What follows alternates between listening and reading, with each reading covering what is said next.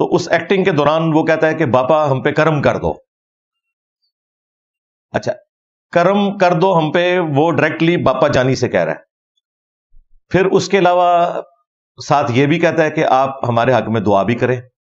یعنی اللہ تعالیٰ سے علیحدہ سے آپ نے لے کے دینا ہے، جو آپ کو حصہ ملا ہوا ہے عبد القادر جیلانی کے سلسلے میں، اس سے آپ نے ہم پہ نوازش کرنی ہے. ظاہر ہے یہی ان کے عقائد و نظریات ہیں، ہم سے زیادہ کون جانتا ہے. میں نے تو اپنی آپ سمجھ لیں جوانی کا اچھا خاصا حصہ دعوت اسلامی میں گزارا ہے. 1994 میں آخری اجتماع کراچی میں ہوا تھا، اس کے بعد 1995 سے ملتان اجتماع دعوت اسلامی کا ٹرانسفر ہو گیا تھا. تو میں 1994 والے اجتماع میں بھی شریک ہوا تھا. اس وقت میں ایف ایس سی میں تھا، اور پھر انجینئرنگ یونیورسٹی سے فارغ ہونے تک 2000 جون میں فارغ ہوا تھا. اس وقت تک دعوت اسلامی کے ساتھ تعلق رہا. اب بھی میں اپنی جو چند ایک اچھائیاں کوئی اخلاقی موجود ہیں میرے میں، تو میں اس کا کریڈٹ اپنے ماں باپ سے بھی بڑھ کے جس شخصیت کو دیتا ہوں دنیاوی اسباب کے اعتبار سے، تو وہ مولانا الیاس قادری صاحب ہیں. اس میں کوئی شک نہیں ہے. لیکن دوسری طرف یہ ایک بڑا تلخ پہلو ہے کہ جس قدر احتیاط ان کے معاملات کے اندر پائی جاتی ہے، ویسی احتیاط ان کے عقائد اور نظریات میں بالکل موجود نہیں ہے. اب وہ دانش اتاری صاحب ان سے کہتے ہیں کہ میں لاہور سے آیا ہوں، باپا کرم فرما دو. باپا میرے تو ہاتھ پاؤں بھی کانپ رہے ہیں آپ کے سامنے بات کرتے ہوئے. یعنی وہ ایک منی گاڈ کے طور پر، اور باپا ہمارا سب کچھ آپ پہ قربان، اور پتہ نہیں کیا کچھ وہ والہانہ انداز میں. اور وہ پیچھے جو عمران اتاری صاحب ہیں وہ بھی ساتھ ساتھ کامنٹس کر رہے ہیں کہ دیوانگی میں ہے اور فلاں ہے. وہی جو ان کا ایک طریقہ کار ہے. محمد دانش اتاری، مرکز الاولیاء لاہور سے آپ کی خدمت میں حاضر ہوں امیر اہل سنت کی بارگاہ میں. اور آخر گزارش یہی ہے کہ اگر آپ مناسب ہو تو باپا مجھ گناہ گار کو بھی ملاقات کا شرف بخشے گا باپا.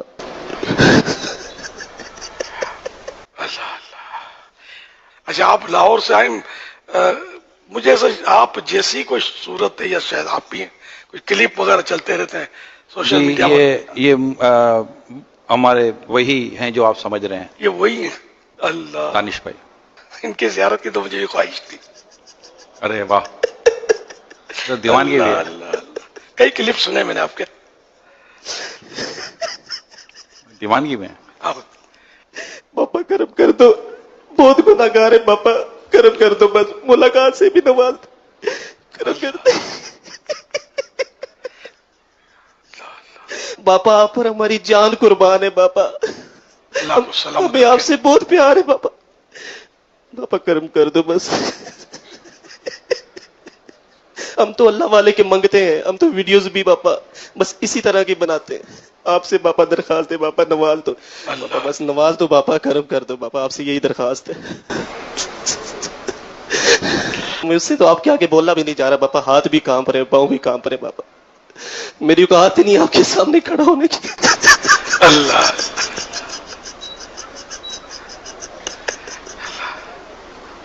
پہلے اس طرح نہیں تھا. الیاس قادری صاحب کی طبیعت میں اس طرح کی ریاکاری، دکھلاوا، تکبر سرے سے موجود ہی نہیں تھا. جس الیاس قادری کو میں جانتا ہوں، میری 1999 میں ان سے ان کے گھر پر ملاقات بھی ہوئی تھی کراچی میں. اس وقت نیا نیا وہ ڈی ٹریک ہونا شروع ہوئے تھے. یہ منظر تو میں نے اپنی آنکھوں سے دیکھا کہ وہ ان کی جو مرکزی مسجد ہے کراچی کے اندر، مدرسۃ المدینہ اور پلس 7 مسجد، اس میں سینکڑوں لوگوں کی موجودگی میں وہ غالباً لکاٹ یا خرمانی کھا رہے تھے. تو اس کی گٹھلی نکلتی تھی تو وہ یوں کر کے نا عوام میں پھینکتے تھے، اور عوام اس کو اس طرح کیچ کرنے کے لیے تبرک کے طور پر آگے آتی تھی جیسے کتے کسی ہڈی کے اوپر پڑتے ہیں اور آپس میں چھینا جھپٹی والا معاملہ کرتے ہیں. ان کے بال تبرکن تقسیم کرنے کی ویڈیوز تو آپ لوگ دیکھ چکے ہیں. ہمارے جو مفتی حنیف قریشی صاحب ہیں حافظہ اللہ تعالی، جو خود ان کے فرقے سے تعلق رکھتے ہیں، انہوں نے ان کے کافی سارے معاملات کھول کر بیان کیے ہیں. وہ آپ ویڈیوز ان کے چینل کے اوپر دیکھ سکتے ہیں. ہم نے تو خیر یہ لائیو منظر دیکھا ہوا ہے. اس وقت وہ نیا نیا اس راستے سے ہٹنا شروع ہوئے تھے. اس سے پہلے تک ان کی حالت یہ تھی کہ اگر کوئی شخص غلطی سے بھی کسی اجتماع میں کسی پروگرام کے اندر الیاس قادری زندہ باد کا نعرہ لگا دینا اور ان کے کانوں تک پہنچ جائے تو وہ سپیکر میں کہتے تھے الیاس قادری مرد آباد. یہ میں نے خود سنا ہوا ہے اور اس کی کئی ایک ریکارڈنگز موجود ہیں پرانی, جب آڈیو ریکارڈنگ ہوتی تھی. یہی وہ چیزیں تھیں جن کی وجہ سے جو بریلوی مکتب کی عوام الناس تھی وہ ان سے امپریس تھی, اور جو ایک روایتی پیری مریدی سسٹم تھا اس کو چھوڑ کر الیاس قادری صاحب کے ساتھ لوگ اٹیچ ہوئے. کوئی شک نہیں ہے, ہزاروں نہیں لاکھوں نوجوانوں نے نماز شروع کر دی, داڑیاں رکھ لیں, پگڑیاں رکھ لیں. ایک بہت بڑی ریولوشن بریلوی مکتب کے اندر, جہاں پہ صرف نسبت کے اگینسٹ جنت کی گارنٹی ہوتی ہے. الیاس قادری صاحب کا اس مکتب میں آواز حق کو بلند کرنا یہ بہت بڑی نعمت تھا, اس میں کوئی شک نہیں ہے.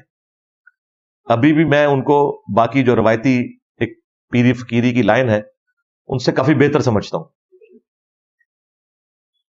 اس وقت تو ان کا قد کاٹ اتنا بڑا نہیں تھا, لیکن اس وقت ان کے مقابلے پر کوئی نہیں ہے. اس وقت علماء کی اکثریت ان سے نفرت کرتی تھی, کسی ریزن کی بنیاد کے اوپر نہیں, جیلسی فیکٹر کی وجہ سے کہ نوجوان اٹیچ ہو رہے ہیں. حالانکہ وہ انہی کی مساجد میں نماز پڑھتے تھے, لیکن وہ جیلسی فیکٹر تھا. درس بند کروا دینا, الیاس قادری صاحب کے بارے میں یہ جملے بولنا کہ یہ کسی مدرسے کا نہیں پڑھا ہوا. وہ تو یقیناً وہ تو پرائمری بھی نہیں انہوں نے کی ہوئی ہے, میٹرک تو دور کی بات ہے. وہ خود بتاتے ہیں, ان کے آپ تعارف کے اوپر ویڈیوز موجود ہیں, اور مدرسے سے بھی علم حاصل نہیں کیا.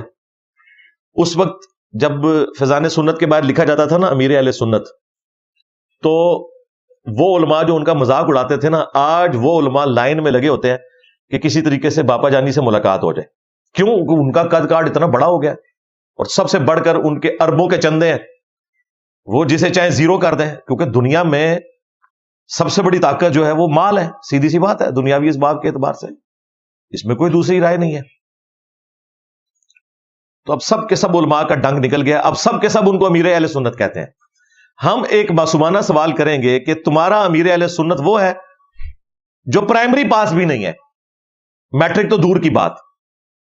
چلو پرائمری میں سے اٹھا لیا گیا تو کسی مدرسے میں داخل ہوتا, وہ خود کہتے ہیں میں کسی مدرسے کا میں نے منہ بھی نہیں دیکھا. ہماری اس اکیڈمی کے ہال سے بھی چھوٹی مسجد جس میں وہ امام مسجد تھے, پارٹ ٹائم وہ غبارے بیچتے تھے اور جھاڑو بنا کے بیچا کرتے تھے. یہ ان کا سٹارٹ کا معاملہ تھا ٹل 1981 میں, جب انہوں نے دعوت اسلامی بنائی, اور پھر آہستہ آہستہ معاملات آگے چلنا شروع ہوئے. مجھے اچھی طرح یاد ہے, میں پرائمری کلاس کا اسٹوڈنٹ تھا, تو کھاریاں الیاس قادری صاحب آئے تھے. یہ میں لیٹ 80s کی بات کر رہا ہوں. تو ہماری مسجد سے بھی ایک قافلہ گیا تھا, میرے والد صاحب بھی گئے تھے. تو اس وقت سے مجھے ان کے ساتھ ایک اٹیچمنٹ ہو گئی, اور پھر یونیورسٹی سے فارغ ہونے تک ایک اچھا سلسلہ رہا. باقی تفصیلات کے لیے آپ میری ایک ویڈیو ضرور دیکھیں, دعوت اسلامی کی کہانی میری زبانی. اس میں نے پورا ان کا جو نشیب و فراز والا معاملہ ہے اور کس طریقے سے ہم دعوت اسلامی سے نکلے, وہ نکلنے کی وجہ دعوت اسلامی کے عقائد سے اختلاف نہیں تھا, بریلوی ہوتے ہوئے ہی کیوں نکلنا پڑا, وہ میں نے پوری اپنی لائف سٹوری اس میں سنائی ہوئی ہے. آج وہ ٹاپک نہیں ہے, آج تو ہے دانش کی موت. ہاں, وہ محمد دانش اتاری اس نے بتایا تھا نا. تو وہ دانش اتاری صاحب پھر خوب روتے ہیں, ایکٹنگ کرتے ہیں, اور الیاس قادری صاحب بھی پوری ڈٹائی کے ساتھ ان کی یہ بکواسیات سن رہے ہیں, شرکیہ الفاظ کہ باپا ہم پہ کرم کر دو. اب ان سے پوچھیں گے تو وہ کہیں گے وہ کرم سے مراد یہ کہہ رہے تھے دعا کر دو. نہیں بھائی, انہوں نے کہا باپا ہم پہ آپ کرم کر دو اور ہمارے لیے دعا بھی کر دو, دعا بھی کر دو. اصل کرم آپ نہیں کرنا ہے. اور یہی ہے صوفیت کہ پہلے آپ نے فنا فی الشیخ ہونا ہے, پھر آپ فنا فی الرسول ہوں گے, پھر فنا فی اللہ ہوں گے. لیکن حقیقت یہ ہے کہ پوری زندگی فنا فی الشیخ میں یہ مر جاتے ہیں, اور جدھر ان کے شیخ نے جانا ہے ادھر یہ بھی چلے جاتے ہیں. یہ ٹوٹل زندگی ان کی اسی میں گزرتی ہے. یہ صرف ایک دھوکہ جو انہوں نے آپ کو دیا ہوا ہے اللہ اور اس کے رسول کے نام کے اوپر, عز و جل و صلی اللہ علیہ وآلہ وسلم. ان ناموں کو یوز کرتے ہیں اور آپ لوگوں کی دنیا اور آخرت کی بربادی کا سامان کرتے ہیں. آوازیں مکے اور مدینے کی لگاتے ہیں، لیکن سواریاں یہ پھینکتے ہیں جا کے اجمیر میں، بغداد میں، بریلی میں، اور جو تبلیغی جماعت والے ہیں وہ دیوبند شریف میں غداری کرتے ہیں جی، سیدھی سی بات ہے۔ لیکن اکثریت انجانے میں یہ سب کچھ کر رہی ہے، ہم بھی وہیں سے آئے ہیں۔ میں قطعاً اس کو ماننے کے لیے تیار نہیں ہوں کہ یہ لوگ اپنی کاز کے ساتھ مخلص نہیں ہیں، بالکل مخلص ہیں۔ یہ اتنے ہی مخلص ہیں اپنی کاز کے ساتھ جتنے کہ 1,00,000 مشنریز جو کرسچن تبلیغ کرنے والے ہیں پوری دنیا میں، جتنے وہ اپنی کرسچینٹی کے ساتھ مخلص ہیں، یہ بھی اپنے اس مسلک کے ساتھ مخلص ہیں۔ بالکل اس طریقے سے تبلیغی جماعت کے لوگ بھی اپنی کاز کے ساتھ مخلص ہیں۔ لیکن یہ فیصلہ اللہ نے کرنا ہے کہ کون قرآن و سنت کے منہج پہ ہے اور کس نے اپنے فرقے کی تعلیمات کو آگے چلایا ہے۔ اصل جھگڑا ہمارا یہ ہے۔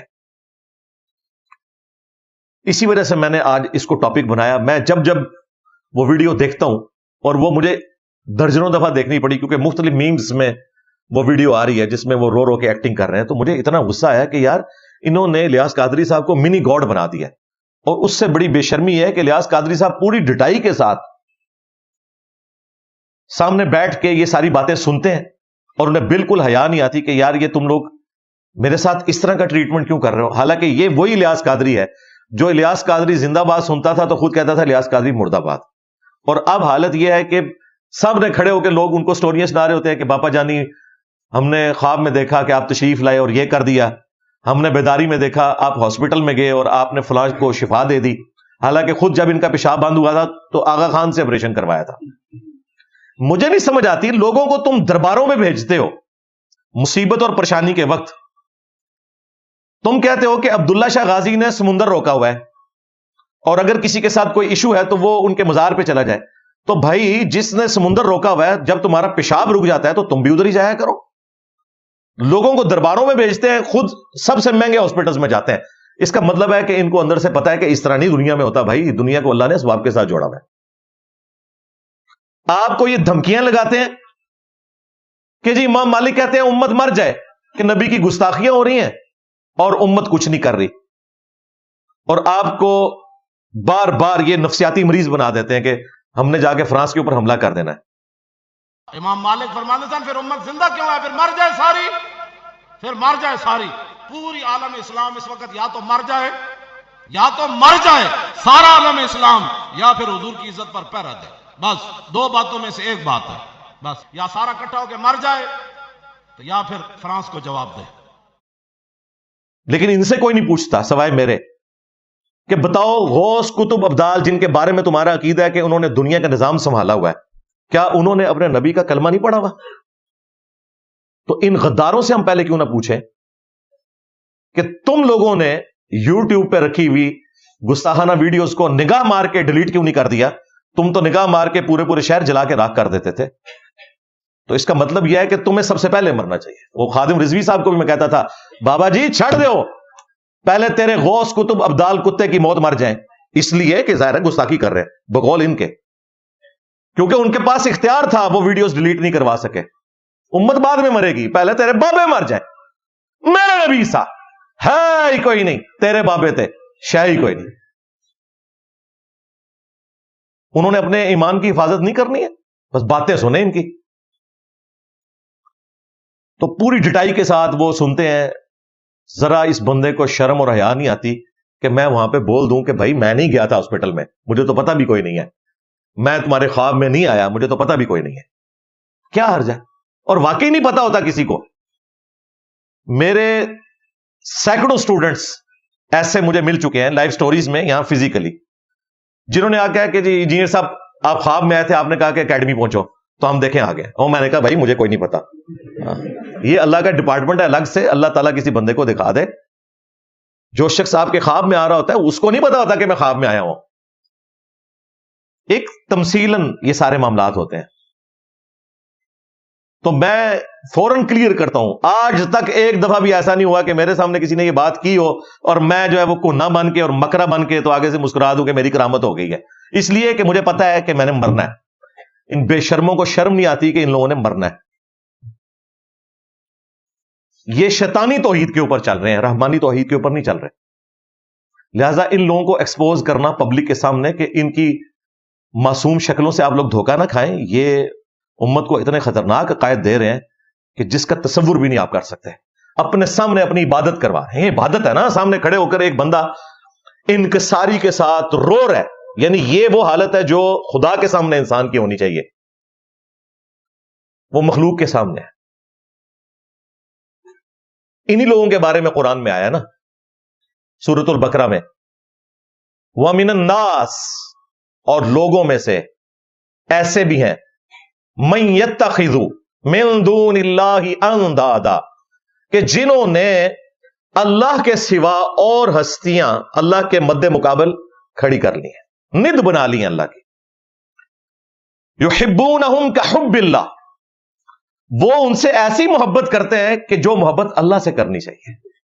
پاپا کرم کر دو, پاپا کرم کر دو, پاپا میرے تو ہاتھ پاؤں بھی کانپ رہے ہیں.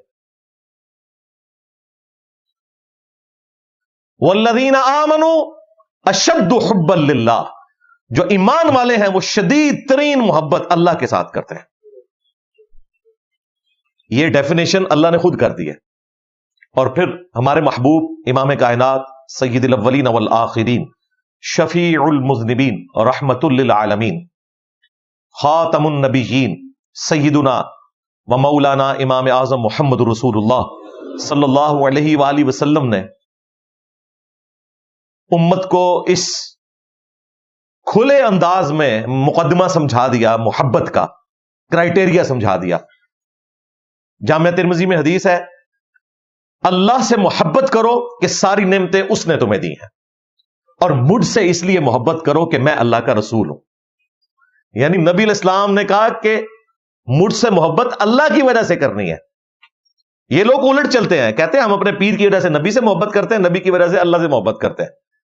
جبکہ نبی علیہ السلام کیا کہہ رہے ہیں, مجھ سے محبت کرو کیونکہ میں اللہ کا رسول ہوں, اور میرے اہل البیت سے محبت کرو کہ ان کی نسبت میرے ساتھ ہے. اسی لیے دیکھیں قرآن میں اللہ تعالیٰ نے امت کو عقیدہ سمجھایا, لقد من اللہ علی المؤمنین اذ بعث فیہم رسولا, یہ بے شک اللہ کا احسان ہے مومنین پر کہ انہی میں سے ایک رسول کو ان میں مبعوث کیا. ان نبی کا یا کسی ولی کا یا کسی بزرگ بابے کا احسان نہیں ہے, اللہ کا احسان ہے. ہاں انیشلی اللہ کا احسان ہے, پھر نبی نے اپنے رب کے ساتھ وفاداری کی اور امت پر احسان فرمایا کہ پوری ایمانداری کے ساتھ اللہ کا پیغام امت تک پہنچا دیا. جو بخاری مسلم میں حدیث ہے, نبی علیہ السلام نے یوم النحر کے دن, قربانی والے دن, حجۃ الوداع کے موقع پر منا کے میدان میں خطبہ دیا اور فرمایا کہ کیا میں نے اپنے رب کا پیغام تم تک پہنچا دیا؟ سب نے کہا بلا یا رسول اللہ, پہنچا دیا, آپ نے حق ادا کر دیا. آپ نے 3 دفعہ اوپر انگلی اٹھائی اور پھر آڈینس کی طرف اللہم اشہد اللہم اشہد اللہم اشہد, اے اللہ گواہ رہنا, اے اللہ گواہ رہنا, اے اللہ گواہ رہنا. اور پھر آپ نے فرمایا تمہاری ذمہ داری ہے کہ اب اس پیغام کو ان لوگوں تک پہنچا دو جو یہاں موجود نہیں. بعض اوقات جن لوگوں تک بات پہنچائی جا رہی ہوتی ہے وہ زیادہ یاد رکھنے والے ہوتے ہیں بنسبت ان کے جو پہنچا رہے ہوتے ہیں. صدق رسول اللہ صلی اللہ علیہ وآلہ وسلم, سچ فرمایا نبی علیہ السلام نے. جن لوگوں تک بات بعد میں پہنچی انہوں نے بات کو زیادہ یاد رکھا, جس کا ثبوت یہ ہے کہ آج سعودیہ کا چینل ہے, عرب کے لوگ ہیں, لیکن اذان اور نماز کے وقفے کے دوران جب احادیث بیان ہوتی ہیں تو حدیث کے اینڈ پہ آتا ہے رواہ البخاری, رواہ مسلم. نہ امام بخاری عربی نہ امام مسلم عربی. امام بخاری رشیا کے رہنے والے, امام مسلم ایران کے رہنے والے, نیشا پور کے, اور وہ بخارا سے. تو واقعی نبی الاسلام کی بات پوری ہوئی. تو یہ نبی الاسلام کا امت پر احسان اسی لیے مشروع فرما دیا گیا امت کے لیے کہ ہر نماز میں اپنے محبوب صلی اللہ علیہ وآلہ وسلم پر درود بھیجنا ہے, ان کے لیے دعائے رحمت کرنی ہے, تاکہ کسی نہ کسی درجے میں اس احسان کا بدلہ اتارا جا سکے. اللہم صلی علی محمد وعلی آل محمد. بہرحال نبی علیہ السلام نے کلیئر کر دیا کہ مجھ سے محبت اللہ کی نسبت کی وجہ سے. اب یہ جو باپا جانی کے سامنے دانش کی روحانی موت ہو رہی تھی, جب وہ رو رو کے کہہ رہا تھا باپا کرم کر دو, اسے میں جامعہ ترمذی کی وہ حدیث سناؤں گا اور اس کے باپا جانی کو بھی.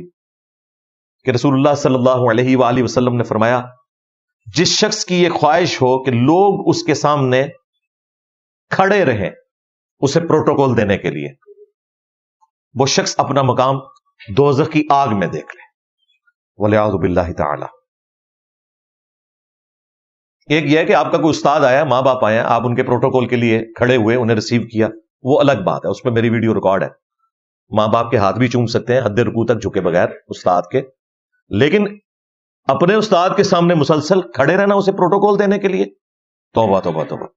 اور پھر اس کے سامنے مناجات اس طرح کرنا جیسا کہ خدا کے سامنے کھڑے ہوئے ہیں، رو رو کے۔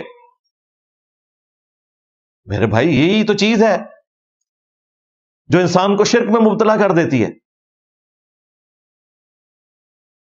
جامعہ ترمذی میں ایک اور حدیث ہے، انس بن مالک کہتے ہیں رضی اللہ تعالیٰ عنہ کہ صحابہ کرام کو رسول اللہ سے بڑھ کر کوئی محبوب نہیں تھا، لیکن اس کے باوجود جب کبھی بھی رسول اللہ تشریف لاتے صلی اللہ علیہ وآلہ وسلم صحابہ کی مجلس میں تو کوئی ایک بھی ان کے استقبال کے لیے کھڑا نہیں ہوتا تھا، اس لیے کہ نبی الاسلام اس چیز کو ناپسند فرماتے تھے کہ لوگ ان کے احترام میں کھڑے ہوں۔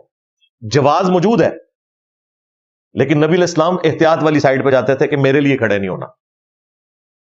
لیکن یہ جو کھڑا ہونا ہے کہ مسلسل سامنے کھڑے ہو کر اس کے سامنے مناجات کرنا کہ کرم کر دو،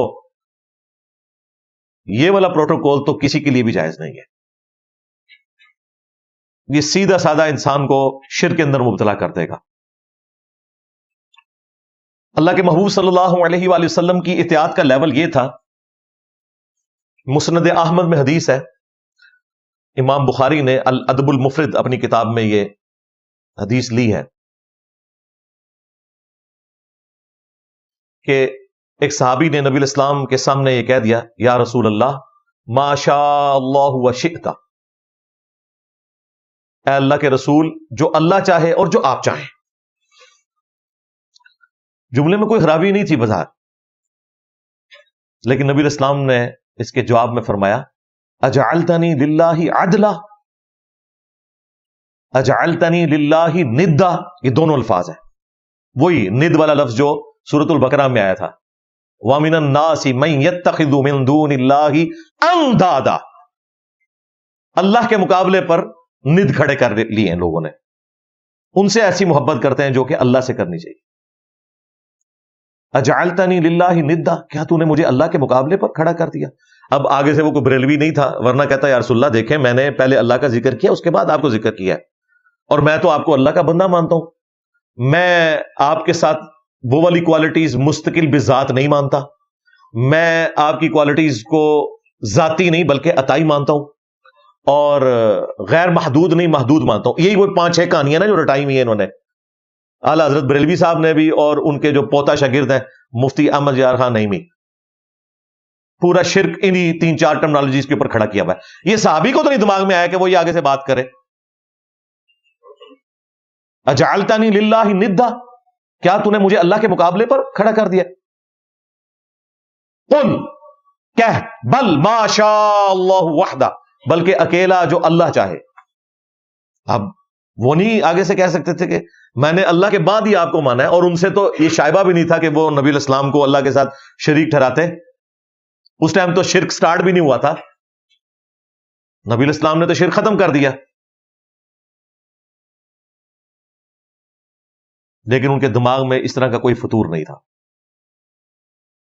پھر ایک اور حدیث جو صحیح مسلم میں بھی موجود ہے اور سنن ابی داؤد کے اندر بھی، نبی الاسلام کے سامنے ایک شخص نے خطبہ دیا، تقریر کر رہا تھا، نبی الاسلام سامنے موجود تھے، اس نے کہا من یطع اللہ ورسولہ فقد رشد، جو اللہ اور اس کے رسول کی اطاعت کرے تو بے شک وہ کامیاب ہو گیا، ومن یعصہما، اور جو ان دونوں کی نافرمانی کرے فقد غوا، تو بے شک وہ بہک گیا۔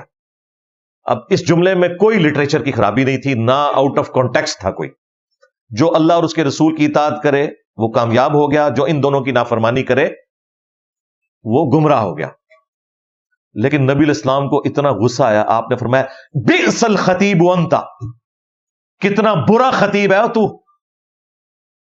تو نے یہ کیوں کہا ومن یعصہما، تجھے چاہیے تھا تو کہتا ومن یعص اللہ ورسولہ فقد غوا، جو اللہ اور اس کے رسول کی نافرمانی کرے وہ گمراہ ہوا.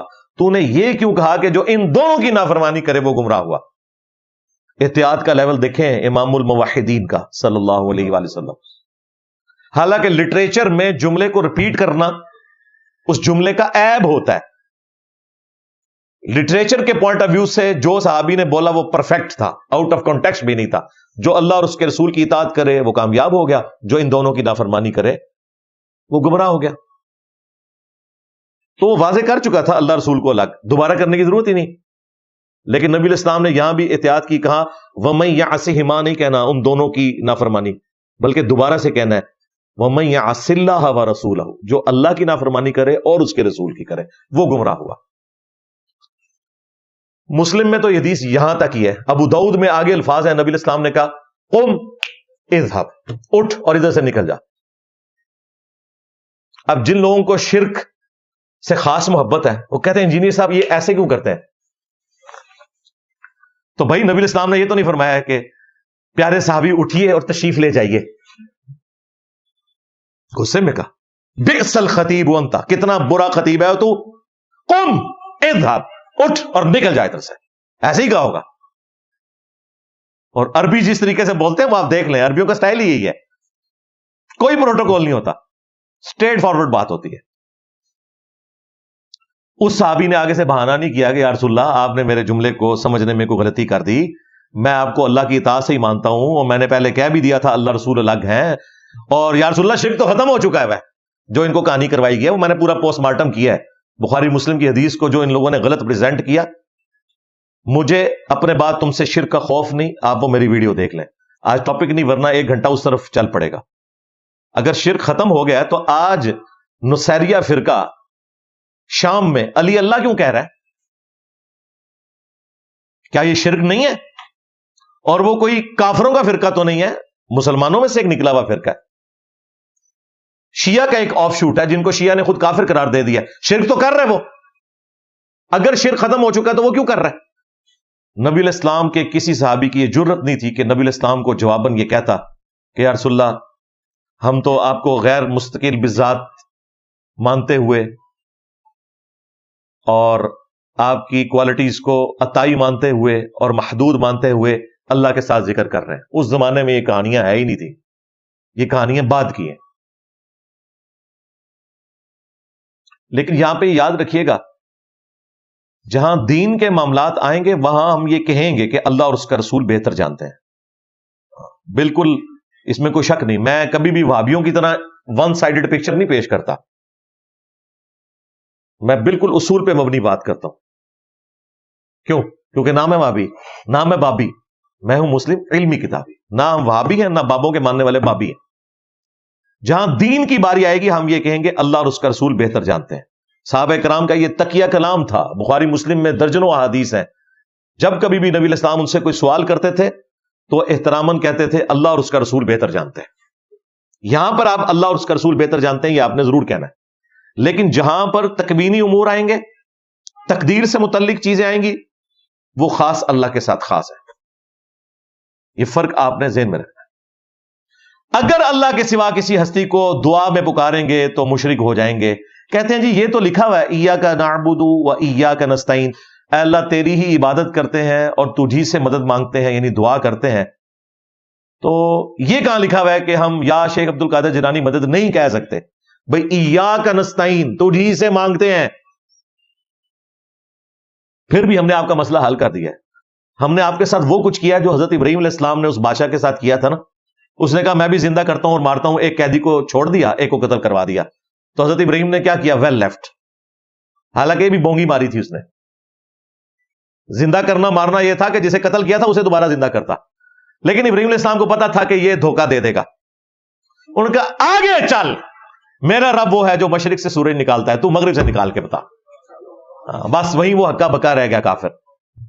ہم بھی یہی کچھ کر رہے ہیں ان کے ساتھ. ہم کہتے ہیں ٹھیک ہے یار چھوڑو, ایاک نستعین کا مطلب تم یہ کہتے ہو نا کہ اس میں ہے کہ صرف اللہ ہی سے مانگتے ہیں, لیکن یہ نہیں لکھا ہوا کہ کسی اور سے نہیں مانگتے. ہم کہتے ہیں آگے چل, ہم بھی ابراہیمی ہیں, آگے چل, ہم تجھے دکھا دیتے ہیں وہ آیت بھی جس میں منع کر دیا گیا. سورۃ النمل کی آیت نمبر 62, امن یجیب المضطر اذا دعا, بھلا بتاؤ تو کون ہے جو مصیبت اور پریشانی میں گرے ہوئے شخص کی فریاد کو سنتا ہے؟ وَيَكْشِفُ السُّوءَ، اور اس سے اس کی تکلیف کو دور کر دیتا ہے۔ وَيَجْعَلُكُمْ خُلَفَاءَ الْأَرْضِ، اور تمہیں زمین پر اگلوں کا خلیفہ کرتا ہے۔ أَإِلَٰهٌ مَّعَ اللَّهِ، کیا اللہ کے ساتھ کوئی اور معبود بھی ہے جس کی یہ کوالٹیز ہوں؟ قَلِيلًا مَّا تَذَكَّرُونَ، بہت کم ہی تم نصیحت حاصل کرتے ہو۔ اس آیت میں اللہ تعالیٰ نے فرما دیا کہ جس کا یہ عقیدہ ہے کہ کوئی اور ہستی بھی تکلیف اور پریشانی کو دور کر سکتی ہے، گویا اس نے اس کو اپنا معبود اور الہ مان لیا، والعیاذ باللہ تعالی۔ یا شیخ عبد القادر جیلانی المدد کا مطلب سادہ نہیں ہے، اس کا مطلب یہ ہے کہ عبد القادر جیلانی تمہارا معبود ہے، یہ قرآن کہہ رہا ہے۔ الہ مع اللہ، تمہارا یہ گلہ بھی ہم نے دور کر دیا کہ بتاؤ کہاں لکھا ہوا ہے کہ اس طرح پکارا جائے تو شرک ہو جائے گا؟ جی لکھا ہوا ہے، پوری ڈٹائی کے ساتھ، بے شرمی کے ساتھ غلط عقائد اور نظریات امت کے اندر یہ عام کرتے ہیں۔ یہی دو چار جملے ہیں جو انہوں نے رٹے ہوئے ہیں جس کے اوپر امت کو دھوکہ دیا ہے۔ اور جی غیر اللہ کی مدد کا تو قرآن میں ذکر ہے، جی کدھر؟ یا ایھا الذین آمنوا استعینوا بالصبر والصلاۃ، اے ایمان والو صبر اور نماز کے ذریعے مدد چاہو۔ کہتے ہیں یہ دیکھ لیں، صبر بھی غیر اللہ ہے، نماز بھی غیر اللہ ہے۔ جن لوگوں کی سمجھدانی اتنی ہے تو پھر اس امت کا جو یہ حال ہوا ہے وہ بالکل ٹھیک ہوا ہے۔ اس کا کیا مطلب ہے؟ المدد یا نماز، المدد یا صبر۔ تو یہ تو کوئی بریلوی، میں نے کہیں بریلویوں کا سٹیکر نہیں، شیعہ کا سٹیکر نہیں دیکھا، المدد یا نماز، المدد یا صبر۔ تو ہمیں کیوں دوست لگاتے ہو؟ تم تو خود نہیں اس سے مدد مانگ رہے۔ نہیں، اس کا مطلب وہ ذرا ڈیفرنٹ ہے۔ جی وہ والا جو ڈیفرنٹ ہے نا، وہ اسی آیت میں آگے لکھا ہوا ہے، ان اللہ مع الصابرین، بے شک اللہ تعالیٰ صبر کرنے والوں کے ساتھ ہے۔ تو یہ اللہ کی مدد مانگی جا رہی ہے کہ صبر کرو، نماز پڑھو، اللہ کی مدد آ جائے گی۔ اور صبر اور نماز سے مدد نہیں مانگنی، صبر اور نماز وہ اعمال ہیں جو اللہ کی مدد کا ذریعہ بنتے ہیں، یہ مطلب تھا اس کا۔ اے دیکھ لو انہوں دی ٹوٹل سمجھدانی یہ، اور یہ وہ دلیل ہے جو ان کی سب سے بڑی ہے۔ آپ ٹی وی چینلز کے اوپر بھی دیکھیں، جتنے ان کے بڑے بڑے مفتی آتے ہیں، بریلویوں کے ہوں یا شیعہ کے ہوں، پہلی آیت یہی پڑھتے ہیں، وَاسْتَعِینُوا بِالصَّبْرِ وَالصَّلَاةِ۔ جی عیسیٰ ابن مریم نے کہا تھا من انصاری اللہ، کون ہے جو اللہ کے لیے میری مدد کرے؟ تو عیسیٰ ابن مریم جو ہے دیکھیں انہوں نے اپنے صحابہ سے مدد مانگی تھی۔ ہم کہتے ہیں رکو ذرا، صبر کرو، کیا کہنا چاہ رہے ہو کہ عیسیٰ کے صحابہ حضرت عیسیٰ کے مشکل کشا تھے؟ یہ کہنا چاہ رہے ہو؟ تو پھر تو انبیاء کو مشکل کشا نہیں ماننا چاہیے، جو انبیاء کی مدد کر رہے ہیں وہ مشکل کشا ہوئے، کیونکہ نبی بھی ان سے مشکل میں مدد مانگ رہے ہیں۔ کتنی بڑی گستاخی والا عقیدہ رکھے ہوئے ہو کہ حضرت عیسیٰ اپنے ساتھیوں سے مدد مانگا کرتے تھے، بجائے کہ حضرت عیسیٰ ان کے مشکل کشا ہوتے، ان کے ساتھی ان کے مشکل کشا ہوتے۔ رزلٹ نکلتا ہے کہ نہیں؟ اور بھائی اس کا مطلب یہ ہے کہ ظاہری اسباب میں اللہ تعالیٰ نے انبیاء کرام کے ساتھیوں کو ان کے ساتھ اٹیچ کیا کہ ان کی مدد کریں۔ نبی الاسلام کے اصحاب، آپ کے اہل البیت، وہ دین کے اس مشن میں آپ کے ساتھ مددگار تھے۔ المدد والا کون سا معاملہ ہو گیا؟ یہ ظاہری اسباب والا ہے۔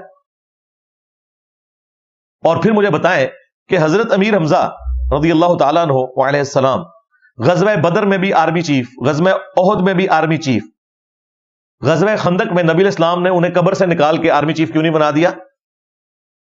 آپ تو کہتے ہو نا وہ شہید ہوئے تھے اور شہید زندہ ہوتا ہے، تو خندق میں بھی ان کو قبر سے نکالتے نبی الاسلام اور آرمی چیف بنا دیتے، خیبر میں بھی نکالتے اور آرمی چیف بنا دیتے۔ خیبر میں تو مولا علی کو بلایا، اور ایسے بدبخت ہیں کہتے ہیں جی مولا علی نے حضور کی مدد کی، استغفر اللہ۔ اور مولا علی تو جنگ میں شریک نہیں ہو رہے تھے، ان کی تو آنکھوں میں آشوب چشم تھا، آنکھیں نہیں کھلتی تھی، انہوں نے لڑنا کیا تھا جا کے؟ بخاری مسلم ہے نبی الاسلام نے اپنا لعاب دہن ان کی آنکھوں میں لگایا تو آنکھیں ان کی کھلی، پھر نبی الاسلام نے دعا دے کے رخصت کیا اور غزوہ خیبر میں کامیابی ہوئی۔ نبی الاسلام نے ان کی مدد فرمائی، ظاہری اسباب میں، ظاہر ہے معجزات والا معاملہ ہے، اس میں کوئی شک نہیں ہے، یہ بالکل کان کھول کر سن لیں۔ آج رسول اللہ دنیا میں موجود ہوں، ہم اپنی ہر مصیبت، ہر پریشانی رسول اللہ کے سامنے پیش کریں گے۔ آپ کی مرضی کہ آپ اللہ کے حضور دعا کریں، آپ کی مرضی کہ اللہ آپ کو وحی کے ذریعے بتائے کہ آپ کے لعاب دہن میں ہم نے شفا رکھی ہے، آپ نے اس وقت یہ ایکٹیویٹی پرفارم کرنی ہے۔ بخاری میں آتا ہے ایک صحابی کی پنڈلی کی ہڈی ٹوٹ گئی، نبی الاسلام نے اپنا ہاتھ پھیرا، بالکل صحیح ہوگی، وہ کہتے ہیں اس طرح ہوگی کہ کبھی ٹوٹی نہیں تھی۔ لیکن بخاری مسلم میں ہے کہ حضور کے جب اپنے دانت شہید ہوئے ہیں تو آپ نے ہاتھ پھیر کے اپنے دانت نہیں جوڑے، اتنا خون نکل گیا کہ آپ بے ہوش ہو گئے، آپ کی شہادت کی خبر پھیل گئی۔ پھر وہ قرآن کی آیات نازل ہوئی، وما محمد الا رسول قد خلت من قبلہ الرسل، محمد تو نہیں مگر ایک رسول، ان سے پہلے بھی اور رسول گزر چکے ہیں، افإن مات او قتل، اگر یہ مر جائیں یا قتل ہو جائیں، یا پاکستان میں ترجمہ کر لیں اگر یہ وصال شریف فرما جائیں یا شہید شریف ہو جائیں، تو کیا تم اپنے دین سے الٹے قدم پھر جاؤ گے؟ یہ آیات اس موقع پہ نازل ہوئی تھی، اور بخاری مسلم کے الفاظ ہیں، سہل ابن سعد الساعدی کہتے ہیں اللہ کی قسم میں جانتا ہوں کس نے نبی الاسلام کی مرہم پٹی کی تھی، سیدہ فاطمہ نے زخم کو دھویا تھا، اور مولا علی جو ہیں وہ ایک ڈھال کو الٹا کر کے پیالہ بنا کے اس میں پانی لے کر آئے تو وہ اس سے دھوتی تھیں، پھر بھی خون نہیں رکتا تھا۔ پھر سیدہ فاطمہ نے ایک کاٹن کا کپڑا جلا کے اس کی راکھ رکھی یہاں پہ، تب جا کے خون رکا۔ لیکن حضور نے وہ اپنے دانت خود ہاتھ پھیر کے ایسے نہیں جوڑ لیے، دوسری طرف پنڈلی کی ہڈی جوڑ دی۔ وہ اللہ کا فیصلہ ہے کہ وہ کس وقت معجزے کو ظاہر کریں۔ ہاں یہ ذہن میں رکھیے گا، یہ انبیاء کے بھی اختیار میں بھی نہیں ہوتا کہ جب چاہیں جو مرضی کر لیں، یہ کہانیاں ہی ہیں، چاہیں تو اشاروں سے اپنے کائے کی بدل دیں دنیا کی، خدا کے لیے اللہ سے ڈر جاؤ۔